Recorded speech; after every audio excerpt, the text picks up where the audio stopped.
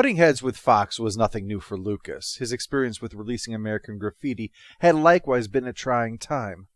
But the success of that film was now about to finally pay off, and in fact transform what Star Wars was going to become.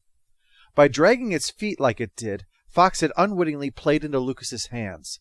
The unprecedented success of that film, coupled with the problems that Fox itself was dealing with, suddenly meant that things had now reversed. Fox needed Lucas more than Lucas needed Fox. Alan Ladd had picked up Star Wars based upon the strength of that film, and the other executives were starting to see now that he had been right all along, and they had not gone out of their way to make friends with George Lucas. Of course, they knew exactly what this meant. Lucas was going to want more money. He was going to want points. They'd been down this road before. They knew how things work. Just suck it up and hope the check you sign doesn't have too many zeros on it. What they didn't understand was that at this moment in time, what was the most important thing to Lucas was making movies, not making money. Money was just the thing you needed in order to be able to make them. Because by now, thanks to Graffiti, George and Marcia were millionaires. And Marcia Lucas was an unpretentious woman whose only interest in the money was that now they could take the vacations that she had always dreamed of them taking. But even that wasn't beyond the reach of what they had already from American Graffiti. So she was not pushing for George to go out and bring in the big bucks here. There was no pressure at home in order to earn money. The only pressure Lucas was under was his own creative ones. The one that said, I want to make a movie my way. Why would he need to go out and make a movie in a way that he didn't want to in order to earn money that he doesn't even need? What Lucas wanted to do was make the kind of movies that he likes and to protect them. The editing on both THX and American Graffiti annoyed him greatly, and Lucas felt that the studios were not showing the support for his films that they needed.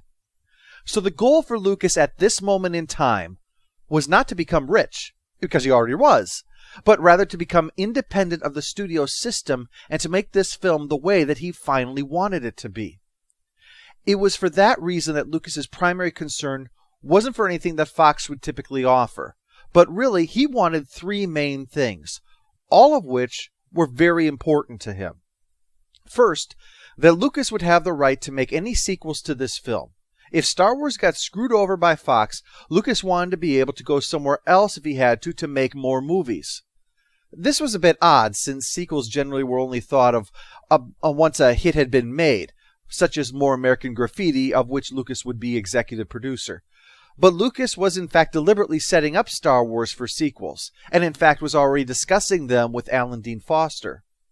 Second, Lucas wanted to have final cut of the film. No more of the studio stepping in and editing out something seemingly just to prove that they're the ones in charge.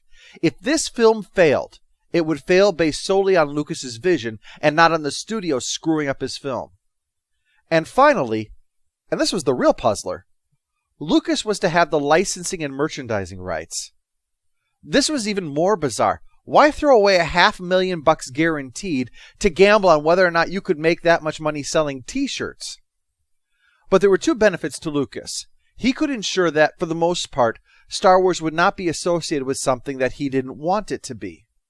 And also that the money from merchandising could be used to help finance his future films. This would, of course, go down as the greatest example of film merchandising in Hollywood history and completely redefine how it happened. But this would prove to be a double-edged sword in the end. This was not an easy negotiation. What Lucas was asking for was largely unprecedented.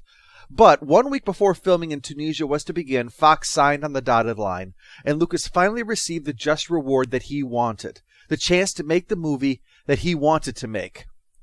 If only he knew how hard that would prove.